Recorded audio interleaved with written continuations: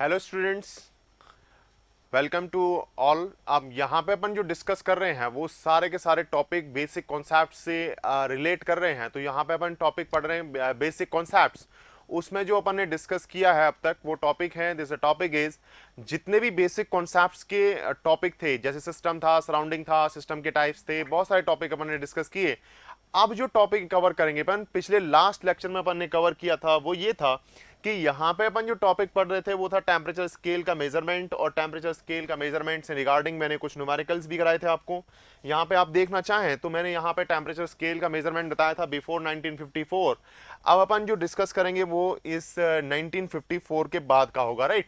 तो यहाँ पे अपन डिस्कस करने वाले हैं टेम्परेचर स्केल बिफोर 1954 कैसे मेजरमेंट होता था।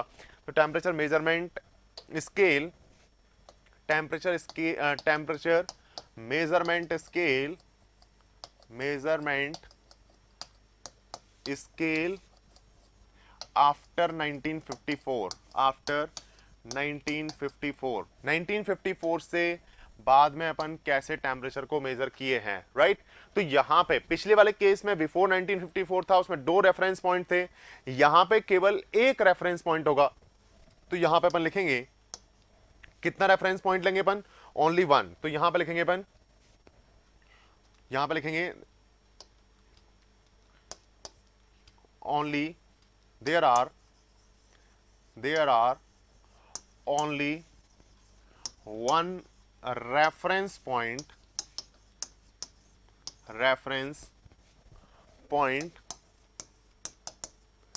is considered,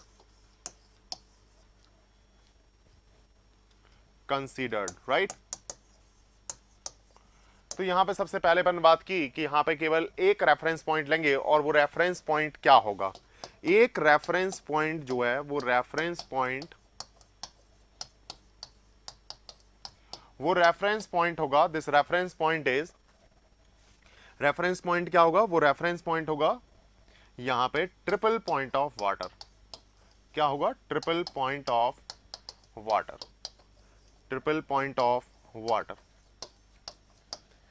कौन सा होगा, ट्रिपल पॉइंट ऑफ वाटर। आप जानते हैं कि ट्रिपल पॉइंट ऑफ वाटर जो होता है वहां पे तीनों फेज को एग्जिस्ट करते हैं, मतलब सॉलिड, लिक्विड एंड वेपर, तीनों जो है आइस, वाटर एंड वेपर, तीनों फेज जो है वो को एग्जिस्ट करते हैं। तो उसको अपन ट्रिपल पॉइंट कहते हैं। और ट्रिपल पॉइंट जो होता है वहां पे जो प्रेशर होता है ट्रिपल पॉइंट पे, वो वैल्यू होती है, दिस वैल्यू बिकम्स 611 पास्कल। कितनी होती है, 611 पास्कल, या अपन 0.611 किलो पास्कल भी कह सकते हैं, राइट। और जो यहाँ पे टेम्परेचर होता है, टी ट्रिपल का जो टेम्परेचर होता है, this temperature is 0.01 degree centigrade. कितना होता है, 0.01 डिग्री सेंटीग्रेड, या अपन इसको 273.16 केल्विन लिख सकते हैं, राइट। तो मैंने केल्विन में चेंज करना बता ही दिया आपको, डिग्री सेंटीग्रेड से केल्विन में कैसे चेंज करते हैं। तो डिग्री सेंटीग्रेड में आप 273.15 जोड़ देंगे तो अपने पास वैल्यू आ जाएगी केल्विन में। तो टी ट्रिपल जो होता है, ट्रिपल पॉइंट पे जो वाटर होता है, यहाँ पे ट्रिपल पॉइंट पे जो टेम्परेचर होगा वो कितना होगा, 273.16। ये याद भी रखना होगा क्योंकि ये एग्जाम्स में अगर नहीं दे रखा है देन इसको कंसीडर करना होगा कि ट्रिपल पॉइंट पे इतना वैल्यू होता है, और प्रेशर का वैल्यू कितना होता है। प्रेशर का वैल्यू 611 पास्कल, और जो टेम्परेचर होता है वो 273.16। अगर प्रेशर इतना कर दें, किसी वाटर का टेम्परेचर इतना कर दें, तो डेफिनेटली अपने पास वहां पे तीनों फेज को एग्जिस्ट करता हुआ दिखाई देगा, मतलब आइस भी दिखाई देगा, वाटर भी और वेपर भी, राइट। तो तीनों फेज को एग्जिस्ट करते हैं इस प्रेशर एंड टेम्परेचर पे। तो आपको आई थिंक क्लियर हुआ कि यहाँ पे एक रेफरेंस पॉइंट लेना है, वो कौन सा लेना है, ट्रिपल पॉइंट ऑफ वाटर, ठीक है। अब बात करेंगे अपन, इसके आगे की बात करते हैं कि यहाँ पे अब अपन यहाँ पे डिफरेंट टाइप्स ऑफ क्या पढ़ते थे, डिफरेंट टाइप्स ऑफ थर्मामीटर। तो मैंने एक थर्मामीटर यहाँ पे डिस्कस कर रहा हूं आपके साथ, वो है constant volume gas thermometer. Constant volume gas thermometer, constant volume gas thermometer. अगर कांस्टेंट वॉल्यूम गैस थर्मामीटर की बात करें तो इसमें होता क्या है, देखिए मैंने आपको बताया था कांस्टेंट वॉल्यूम गैस थर्मामीटर के लिए थर्मोमेट्रिक प्रॉपर्टी प्रेशर होता है। क्या होता है, प्रेशर, आप प्रेशर को मेजर करेंगे तो कैलिब्रेशन करने के बाद वो टेम्परेचर में कन्वर्ट हो जाएगा। कैसे, देखिए यहां पे कांस्टेंट वॉल्यूम गैस थर्मामीटर के लिए बात करें तो यहां पे पीवी इज इक्वल टू, अपन जानते हैं, we know that PV is equal to MRT होता है। पीवी इज इक्वल टू क्या होता है, एमआरटी। ये अपन ने फॉर्मूला पढ़ा है in case of ideal gas equation. तो यहां पे आपने वॉल्यूम को कांस्टेंट कर रखा है, तो वॉल्यूम कांस्टेंट है और एमआर पहले से कांस्टेंट होता है। तो यहां पे अपन देखें कि जो टेम्परेचर है this is the function of या अपन कह सकते हैं temperature is directly proportional to pressure. Temperature is directly proportional to क्या हो जाएगा, प्रेशर। तो यहां से आपको पता चलता होगा कि प्रोपोर्शनलिटी साइन को हटा दें तो एक के आ जाएगा, तो ये पी हो जाएगा, राइट। अब इस इक्वेशन को आप देखिए, इसमें अपन बाउंड्री कंडीशन लगा सकते हैं। कौन सी कंडीशन लगा सकते हैं इसमें, बाउंड्री कंडीशन। तो अप्लाइंग बाउंड्री कंडीशन,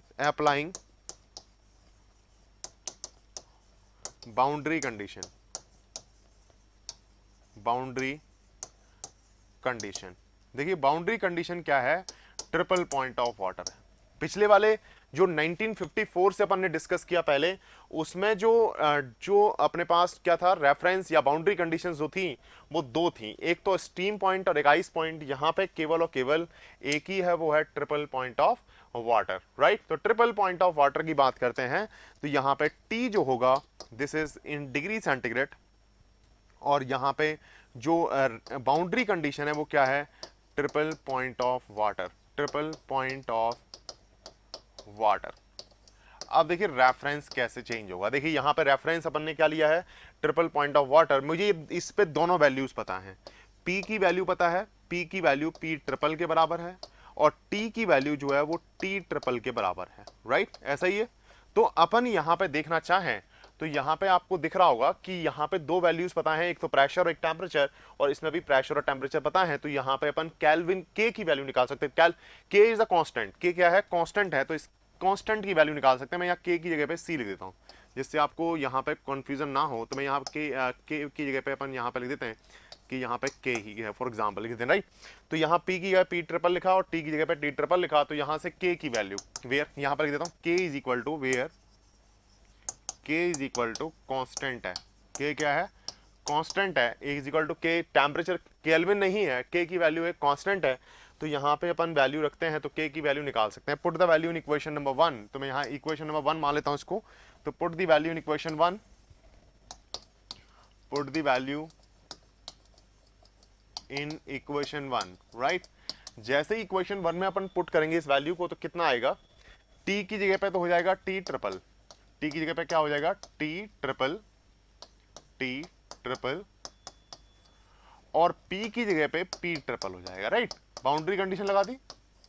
तो आप जैसे ही इस वैल्यू को रखते हैं तो आपके पास K की वैल्यू आ जाएगी। तो K क्या आएगा, K is equal to T triple divide by P triple, ऐसा आएगा। अब इन दोनों वैल्यूज को अपन देख लेते हैं। तो यहां पे अपन देखें तो put the value in equation number 1, put the value in equation कौन से में, 1 में। जैसे ही इसको इक्वेशन नंबर 1 में पुट करेंगे तो अपने पास लास्ट फाइनल फॉर्मूला आ जाएगा, this is T is equal to T triple और डिवाइड बाय P ट्रिपल और इनटू में कितना, P, राइट। अब देखिए ये जो फॉर्मूला है, इस फॉर्मूले में इस टेम्परेचर को मेजर करना है। यहां पे जो P है वो अननोन है, तो यहां टी ट्रिपल की वैल्यू आपको पता है कितनी है, 273.16 केल्विन है, और यहां पे क्या हो जाएगा, P upon P triple, right. तो आप इस फॉर्मूले में केवल अननोन, प्रेशर है। क्या है, प्रेशर। मैं दोबारा बताता हूं, कांस्टेंट वॉल्यूम गैस थर्मामीटर के लिए थर्मोमेट्रिक प्रॉपर्टी प्रेशर होता है। अगर आपको प्रेशर नोन है तो ये प्रेशर अगर पता है, टेम्परेचर निकालना है, उस प्रेशर पे टेम्परेचर निकालना है, तो ये प्रेशर है और ये भी प्रेशर है। तो प्रेशर ये वाला तो आपको पता है 611 पास्कल है, और ये वैल्यू आपको यहां पे क्वेश्चन में गिवन होगी और दोनों को डिवाइड कर देंगे, देन टी आ जाएगा, राइट। तो यहां पे आपको आई थिंक क्लियर हुआ कि यहां पे जब अपन किसी पर्टिकुलर प्रेशर पे टेम्परेचर को फाइंड करना चाहें, किसी पर्टिकुलर प्रेशर पे टेम्परेचर को फाइंड करना चाहें, तो ये फॉर्मूला ऐसा होगा, राइट। तो यहाँ पे अपन डिफरेंट टाइप्स ऑफ फॉर्मूला बना सकते हैं। मैंने यहाँ पे एक थर्मामीटर लिया है, वो लिया है कांस्टेंट वॉल्यूम गैस थर्मामीटर। अगर यहाँ पे कांस्टेंट प्रेशर गैस थर्मामीटर लेते, रेजिस्टेंस थर्मामीटर लेते या थर्मोकपल लेते, तो ये सारी कंडीशंस में अपन जो है ऐसे ही ट्रिपल पॉइंट के यहाँ पे अपने पास यहाँ पे अपन निकालते वैल्यू को और सारी बाउंड्री कंडीशंस को उसमें रखते जाते, तो यहाँ पे फॉर्मूला बन जाता। ठीक है, तो यहां से आई थिंक आपको क्लियर हुआ कि यहां पे कांस्टेंट वॉल्यूम गैस थर्मामीटर के लिए जब अपन फॉर्मूला ड्राइव करते हैं तो कुछ फॉर्मूला ऐसा आता है। ठीक है, तो यहां पे आपको क्लियर हुआ होगा आई थिंक कि यह सारी conditions T is equal to T triple P triple और पी टी की वैल्यू आ गई 273.16 P अपॉन पी ट्रिपल। कोई प्रॉब्लम नहीं होनी चाहिए आई थिंक। तो यहां तक आपको क्लियर हुआ होगा। इसके बाद यहां पे अगर अपन इसके बाद वाले इक्वेशंस को देखें तो कांस्टेंट प्रेशर के लिए निकाल सकते हैं, कांस्टेंट रेजिस्टेंस थर्मोमीटर के लिए निकाल सकते हैं, रेजिस्टेंस थर्मोमीटर के लिए निकाल सकते हैं और थर्मोकपल के लिए भी निकाल सकते हैं, राइट। मैंने सारी कंडीशंस आपको बता दी थी कि कौन सी थर्मोमेट्रिक प्रॉपर्टी होती हैं। हर एक के केस में थर्मोमेट्रिक प्रॉपर्टी बताया कि यहाँ पे थर्मोमेट्रिक प्रॉपर्टी देखिए, कांस्टेंट वॉल्यूम के लिए प्रेशर था तो प्रेशर की वैल्यू अगर नोन हो तो ये T ज्ञात किया जा सकता है, राइट। इसको कैलिब्रेशन कहते हैं। क्या बोलते हैं इसको अपन? कैलिब्रेशन। और कैलिब्रेशन से अपन सारी वैल्यूज को फाइंड कर लेते हैं और इसलिए अपन एक थर्मामीटर बना देते हैं, राइट। तो जैसे अपने पास यहाँ पे कैल्सी में कैलिब्रेशन तो होता है कि 2 का मल्टीप्लाई 3 में किया 6 आ गया, तो इसका मतलब 2 का मल्टीप्लाई आप किसी में करेंगे तो उसकी वैल्यू जो है पहले से फिक्स है। तो यहाँ पे अपन कुछ भी मल्टीप्लाइंग फैक्टर में दे रहे हैं तो डेफिनेटली वो वैल्यू फिक्स आ रही है। तो यहाँ पे अपन P की वैल्यू कुछ भी देंगे तो आपको यहाँ पे T डायरेक्ट फाइंड होगा क्योंकि दोनों वैल्यू नोन है। P ट्रिपल भी नोन है और 273.16 भी नोन है। P जैसे ही पुट करोगे, जैसे ही P आपने पुट किया देन डायरेक्ट आंसर आएगा T में कितना डिग्री सेंटीग्रेड आपके पास P पे वैल्यू आ रही है, राइट। तो उसको अपन कांस्टेंट वॉल्यूम गैस थर्मामीटर कहते हैं, राइट। आपको आई थिंक क्लियर हुआ होगा। तो आपने पढ़ा कि अपने पास 2 टेम्परेचर स्केल होते हैं, एक तो बिफोर 1954, एक आफ्टर 1954। 2 टेम्परेचर स्केल्स में आपने डिस्कस किया कि यहाँ पे 2 रेफरेंस पॉइंट लेते हैं, वहां पे steam point, ice point.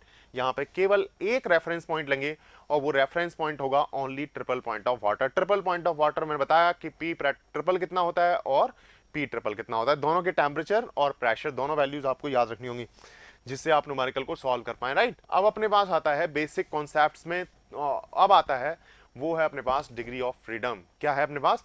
Degree of freedom. तो यहां पे अपन बात करते हैं डिग्री ऑफ फ्रीडम की। डिग्री ऑफ फ्रीडम,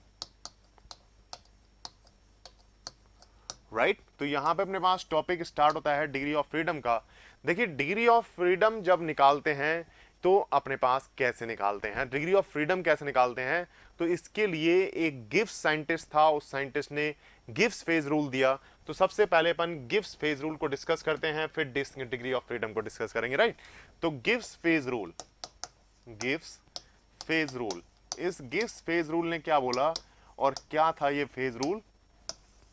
देखिए गिब्स फेज रूल ये कहता है कि यहां पे जो गिब्स फेज रूल, गिब्स था, एक साइंटिस्ट था गिब्स, उसने एक रूल दिया कि आप जब गिब्स फेज रूल क्या था?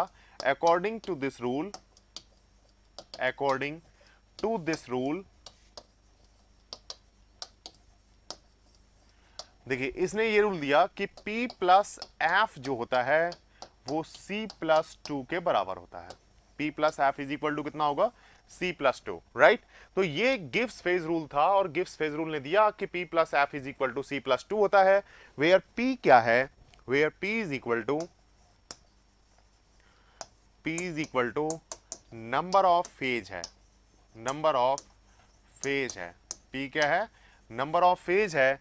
F क्या है? F is equal to degree of freedom है, डिग्री ऑफ फ्रीडम है, फ्रीडम है। और जो C है this is your number of component, number of component, right. तो ये आपके पास कभी कभी एग्जाम में पूछा जाए कि define the degree of, define the Gibbs phase rule, तो आपको यहां पे ध्यान देना है कि यहां पे P plus F is equal to C plus 2 होता है, वेयर P क्या है? नंबर ऑफ फेजेस हैं, F क्या है? डिग्री ऑफ फ्रीडम है और C क्या है? नंबर ऑफ कंपोनेंट है। अब बात आती है कि कंपोनेंट क्या होता है, फेज क्या होता है, डिग्री ऑफ फ्रीडम क्या होता है। मैं यहाँ पे डिस्क्राइब करूंगा पहले नंबर ऑफ फेजेस को। फेजेस देखिए क्या होता है, जैसे सॉलिड है, लिक्विड और गैस है। जैसे अपन आइस की बात करते हैं या वाटर की बात करते हैं या वेपर की बात करते हैं, ये तीन फेजेस हैं, एक तो सॉलिड है, एक लिक्विड है और एक गैस है, राइट। तो यहाँ पे फेजेस जो है वो जो है अपने पास इसकी जो जो अपने पास क्या है, एक सब्सटेंस है, उसकी क्या है, नंबर ऑफ फेजेस जो है वो क्या है, उसकी सिस्टम की कैरेक्टरिस्टिक्स हैं, जो कि यहाँ पे अपन तीन फेजेस लेते हैं, एक तो होता है सॉलिड, एक होता है लिक्विड और एक होता है गैस। तो यहाँ अपन तीन फेजेस लिए। अगर अपन फॉर एग्जांपल वाटर लेते हैं और वाटर के कितने फेज हो सकते हैं, तीन फेज हो सकते हैं। तो यहाँ पे सॉलिड भी हो सकता है, आइस भी हो सकता है, वाटर भी हो सकता है और वेपर भी हो सकता है, राइट। तो फेजेस आपको आई थिंक क्लियर हुआ होगा। फेजेस मतलब अपने पास यहाँ पे नंबर ऑफ आपके पास जो मैटर के टाइप्स हैं। तो यहाँ पे अपने पास तीन टाइप का फ्लूइड कोई सब्सटेंस हो सकता है, लिक्विड, सॉलिड एंड गैस। दूसरा degree of freedom upon discuss करते हैं। कंपोनेंट क्या है, कंपोनेंट जिससे वो मिलके बने हैं, वो फेजेस जो है कितने से मिलके बने हैं। जैसे अगर अपन H2O देखें तो इसका कंपोनेंट H2O ही है, वाटर भी H2O है, सॉलिड भी H2O में है, मतलब आइस भी H2O है और वेपर भी H2O है। तो तीनों क्या है, H2O हैं। तो H2O है तो इसका कंपोनेंट कितना होगा, 1 होगा। कंपोनेंट 1 होगा, फेज कितने होंगे वाटर के, 3। देखिए दोबारा सुनिएगा, single phase single component system भी हो सकता है, 2 फेज सिंगल कंपोनेंट भी हो सकता है, 3 फेज सिंगल कंपोनेंट भी हो सकता है। मैं इसके एग्जांपल बताता हूं आपको, तो यहां से आपको क्लियर हो जाएगा, राइट। अब बात आती है डिग्री ऑफ फ्रीडम की। किसकी बात आती है, डिग्री ऑफ फ्रीडम की। तो डिग्री ऑफ फ्रीडम को कैसे डिफाइन करें, तो डिग्री ऑफ फ्रीडम क्या होता है, देखिए डिग्री ऑफ फ्रीडम को अपन डिफाइन करते हैं, जो आपने टोम में पढ़ा था वो एकदम अलग था। टोम में पढ़ा था आपने कि यहाँ पे जो p plus F is equal to C plus two है, वहां पे आपने पढ़ा था f is equal to 3n-1 minus 2p1 minus p2।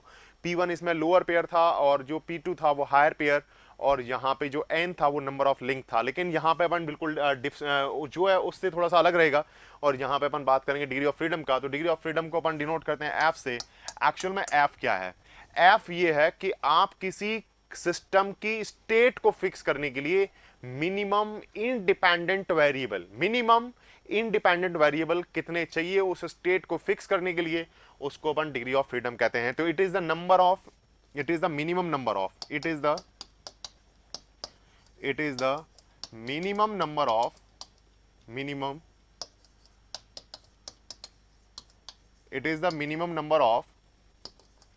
number of independent variable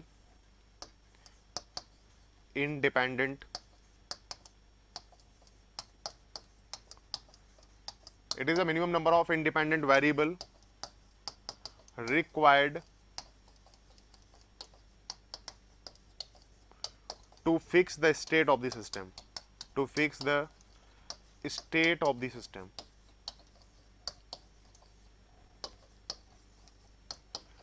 अब मैं स्टेट आपको पढ़ा चुका हूं। स्टेट क्या होता है, किसी सिस्टम की कंडीशन को अगर डिफाइन करना है तो प्रेशर कितना है, वॉल्यूम कितना है। तो एक स्टेट अगर डिफाइन करनी है तो उसके लिए मिनिमम नंबर ऑफ वेरिएबल कितना होना चाहिए, उस नंबर ऑफ वेरिएबल की जो वैल्यू होती है उसको अपन डिग्री ऑफ फ्रीडम कहते हैं, राइट।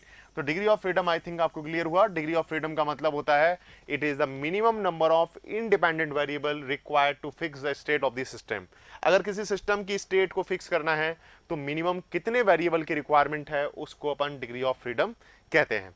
डिग्री ऑफ फ्रीडम देखिए यहां पे क्या होता है, डिग्री ऑफ फ्रीडम अपन निकालते कैसे हैं, तो मैं एक एग्जांपल के साथ आपको बताता हूं कि एग्जांपल नंबर 1 है इसमें। देखिए एग्जांपल अगर देना चाहें तो डिग्री ऑफ फ्रीडम का एग्जांपल कैसे निकालेंगे, तो यहां पे मैं बोलूंगा कि single component single phase system है, single component single phase system है, सिंगल फेज सिस्टम। अगर single component single phase system है तो यहां पे क्या होगा, एक कंपोनेंट है। देखिए यहां पे single component single phase system का मतलब एग्जांपल हो सकता है वाटर। क्या हो सकता है इसका एग्जांपल, दिस इज वाटर। देखिए वाटर में H2O ही है, कंपोनेंट एक ही है, लेकिन फेज भी कितना है, एक ही है, लिक्विड फेज है, राइट। तो मैं यहां पे कहूंगा कि यहां पे डिग्री ऑफ फ्रीडम कितना होगा, देखेंगे अपन डिग्री ऑफ फ्रीडम कितना होगा। तो यहां पे फॉर्मूला क्या है, P plus F is equal to C plus two है। अगर सिंगल कंपोनेंट है, फेज कितना है, सिंगल है, तो फेज हो गया 1, और डिग्री ऑफ फ्रीडम आपको फाइंड करना है, कंपोनेंट 1 है, ये 2 है, तो F इज इक्वल टू कितना आया, F इज इक्वल टू कितना आ गया, 2। इसका मतलब डिग्री ऑफ फ्रीडम 2 होगा। डिग्री ऑफ फ्रीडम 2 होगा, इसका मतलब ये होगा कि अपन कुछ दिन बाद अपन पढ़ेंगे एक पीवी डायग्राम। कुछ दिन बाद क्या, कुछ देर के बाद या कुछ समय के बाद अपन डिस्कस करेंगे कि जो पीवी डायग्राम होता है, इस पीवी डायग्राम में अगर अपन देखें तो एक स्टेट फिक्स करना है जिसमें केवल वाटर हो। जैसे अगर अपन टीएस डायग्राम देखें तो टीएस डायग्राम ज्यादा क्लियर हो जाएगा। तो टीएस डायग्राम अभी पढ़ाया नहीं मैंने, टीएस डायग्राम थोड़ा सा पढ़ेंगे अपन। तो टी और एस डायग्राम देखें तो ये वाला जो रीजन होता है ये लिक्विड रीजन होता है। ये कौन सा रीजन होता है? Liquid reason. इसमें लिक्विड रहता है, इसमें लिक्विड प्लस वेपर होता है और इसमें वेपर होता है, राइट। इसको वेट रीजन कहते हैं, इसको सब कूल्ड रीजन कहते हैं और इसको सुपर हीटेड रीजन कहते हैं, ऐसा कुछ होता है। तो यहाँ पे अपने पास कौन सा होता है? Super heated region. ये अपन डिस्कस करेंगे, सुपर हीटेड रीजन, राइट। और ये कौन सा होता है? Liquid region. Subcooled region, subcooled region. और ये होता है wet region, this is your wet region. अब इसमें देखिए, अगर अपने पास लिक्विड, यहां डिग्री ऑफ फ्रीडम कितना है? केवल 2। लिक्विड है, केवल लिक्विड है। तो लिक्विड में सिंगल कंपोनेंट का मतलब ये है कि ये पॉइंट कहीं यहां रहा होगा। तो इसको डिफाइन करने के लिए, इस 1 नंबर पॉइंट को डिफाइन करने के लिए कि ये सिस्टम यहां इस कंडीशन में है, तो इस कंडीशन में कम से कम 2 वेरिएबल चाहिए। कितने वेरिएबल चाहिए? Minimum 2 variables. अगर आपको टेम्परेचर पता है और एंट्रोपी पता है तो सारे वेरिएबल को आप निकाल सकते हैं, जितने भी होते हैं, टेम्परेचर, प्रेशर, वॉल्यूम, टेम्परेचर, जितने भी आपके पढ़े होंगे वो सारे वेरिएबल काउंट किए जा सकते हैं अगर आपको मिनिमम 2 वेरिएबल पता है। इसका डिग्री ऑफ फ्रीडम का मतलब ये है। डिग्री ऑफ फ्रीडम का मतलब आप किसी पर्टिकुलर पॉइंट की कंडीशन, मतलब सिस्टम की कंडीशन को आप रिप्रेजेंट करना चाहते हैं तो मिनिमम 2 वेरिएबल चाहिए और 2 वेरिएबल की सहायता से आप सारी वैल्यूज को कैलकुलेट कर सकते हैं, राइट। तो minimum number of variable required to fix the state of the system is known as degree of freedom. तो single component single phase system के लिए डिग्री ऑफ फ्रीडम 2 होगा। मतलब इसमें टेम्परेचर चाहिए, एंट्रोपी चाहिए। तो टेम्परेचर ऐसे चल रहा है अपने पास हॉरिजॉन्टल, एंट्रोपी ऐसे आ रहा है, तो कहीं ना कहीं जाके मैच करेगा। तो जो इंटरसेक्शन पॉइंट होगा वहां पे 2 वेरिएबल की रिक्वायरमेंट होगी और वो एक लिक्विड रीजन है, राइट। अगर वेपर रीजन लेंगे तो वहां भी ऐसा ही होगा, वहां भी सिंगल कंपोनेंट होना चाहिए और सिंगल फेज होना चाहिए। वहां सब जगह डिग्री ऑफ फ्रीडम कितना होगा? 2, राइट। एग्जाम्पल नंबर 2 समझते हैं। एग्जाम्पल नंबर 2 देखते हैं। एग्जाम्पल नंबर 2, सिंगल कंपोनेंट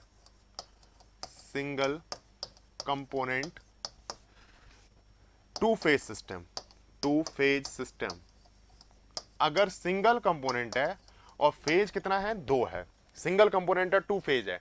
तो देखिए, कंपोनेंट अगर 1 है, फेज अगर 2 है, तो अपन क्या लिख सकते हैं? जैसे एग्जांपल ले सकते हैं कि एक सिस्टम है, इसके अंदर वाटर भी है और वेपर भी है, राइट। तो इसमें वेपर है और यहां पे जो है वो वाटर है।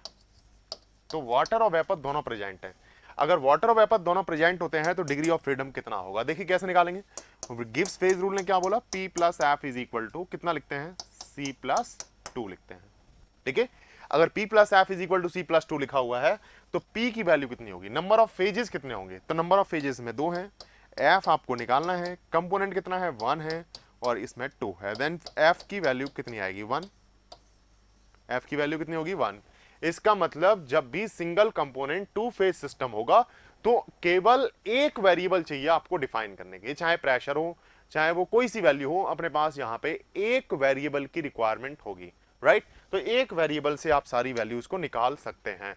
तो इसमें अपने पास सिंगल कंपोनेंट 2 फेज सिस्टम होता है, तो डिग्री ऑफ फ्रीडम 1 आता है। कितना आता है? Degree of freedom is equal to 1 आता है। अगर अपन तीसरे एग्जांपल की बात करें कि सिंगल कंपोनेंट 3 फेज सिस्टम हो, अगर सिंगल कंपोनेंट 3 फेज सिस्टम हो, एक और एग्जांपल लेते हैं। तो यहां पे सिंगल कंपोनेंट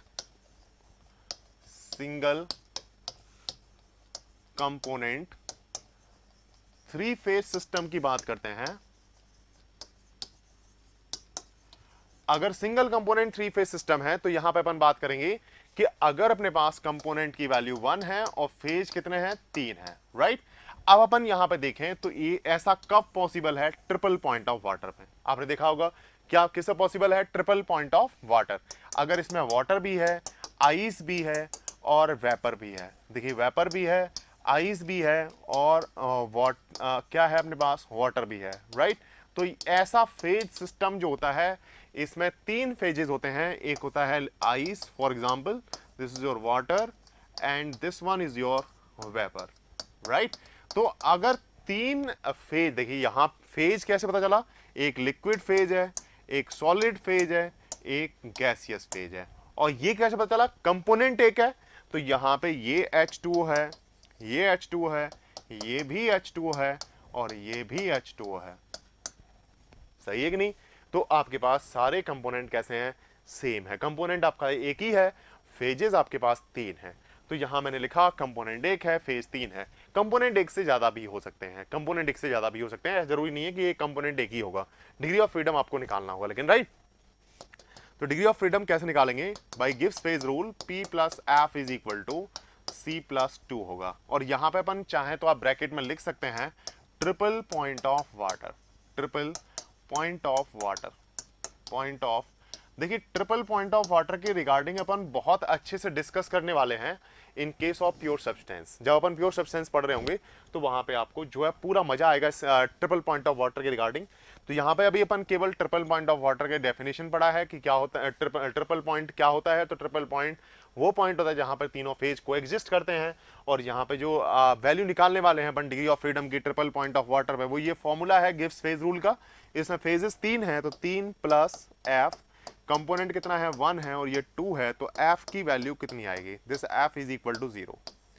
इसका मतलब ये हुआ कि डिग्री ऑफ फ्रीडम 0 होता है in case of single component 3 phase system के लिए। सिंगल कंपोनेंट 3 फेज सिस्टम के लिए जो डिग्री ऑफ फ्रीडम होता है वो कितना होता है, 0 होता है। कितना होता है, 0 होता है। कोई दिक्कत नहीं ना, आई थिंक क्लियर हुआ होगा। तो यहां पे आपको डिग्री ऑफ फ्रीडम क्लियर हुआ है कि डिग्री ऑफ फ्रीडम का क्या होता है और डिग्री ऑफ फ्रीडम क्या होता है, या गिब्स फेज रूल क्या होता है। तो गिब्स फेज रूल में मैंने बताया कि गिब्स फेज रूल आप कैसे निकाल सकते हैं। तो इसके रिगार्डिंग मैंने आपको बताया था कि गिब्स फेज रूल का जो फॉर्मूला होता है, this is P plus F is equal to C plus 2। मैं एक बार समराइज कर रहा हूँ पूरी कहानी को कि इसमें P क्या है, नंबर ऑफ फेजेस हैं, F क्या है, डिग्री ऑफ फ्रीडम है, C क्या है, कंपोनेंट है। तो आप कंपोनेंट का मतलब ये कितने टाइप के वेरिएबल से मिलके बना है आपका सिस्टम, तो उसको अपन कंपोनेंट कहते हैं। और जो जितने अपने पास उसमें फेजेस हैं उनको अपन फेजेस से डिनोट करते हैं, मतलब सॉलिड है कि लिक्विड है कि गैस है। तो यहाँ 3 फेजेस हो सकते हैं मे बी। और degree of freedom, degree of freedom क्या होता है, it is a minimum number of independent variable, मतलब एक दूसरे से डिपेंडेंट ना हो ऐसे वेरिएबल आपको सेलेक्ट करने हो जितने मिनिमम नंबर ऑफ वेरिएबल की रिक्वायरमेंट होगी, that requirement is known as degree of freedom. तो उसको उस सिस्टम को डिफाइन करने के लिए, मतलब स्टेट को डिफाइन करने के लिए, किसी सिस्टम की स्टेट को फिक्स करने के लिए कितने वेरिएबल की रिक्वायरमेंट है, that requirement is known as degree of freedom. उस वैल्यू को अपन डिग्री ऑफ फ्रीडम कहते हैं जो उस स्टेट को फिक्स करेगा। जितने वेरिएबल से वो स्टेट फिक्स होगी उसको अपन डिग्री ऑफ फ्रीडम बोलेंगे, राइट। तो degree of freedom I think आपको क्लियर हुआ होगा। और इसमें मैंने एग्जांपल बताया कि सिंगल कंपोनेंट 2 फेज सिस्टम हो सकता है, single component single phase system हो सकता है, इसमें डिग्री ऑफ फ्रीडम 2 होगा, इसमें डिग्री ऑफ फ्रीडम 1 होगा। और ट्रिपल पॉइंट ऑफ वाटर, एक और एग्जाम्पल में बताया था कि जब आप ट्रिपल पॉइंट ऑफ वाटर की बात करते हैं तो इसमें डिग्री ऑफ फ्रीडम 0 होगा। कितना होगा degree of freedom, there will be 0, right. तो डिग्री ऑफ फ्रीडम इसमें 0 होगा, कोई प्रॉब्लम नहीं ना।